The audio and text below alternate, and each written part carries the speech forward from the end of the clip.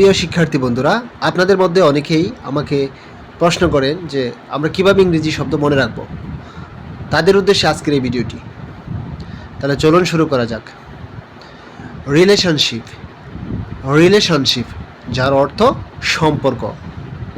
Partnership, partnership যার অর্থ অংশীদারিত্ব। লিডারশিপ, লিডারশিপ যার অর্থ নেতৃত্ব। স্কলারশিপ যার অর্থ বৃত্তি। ওনারশিপ, ওনারশিপ যার অর্থ মালিকানা।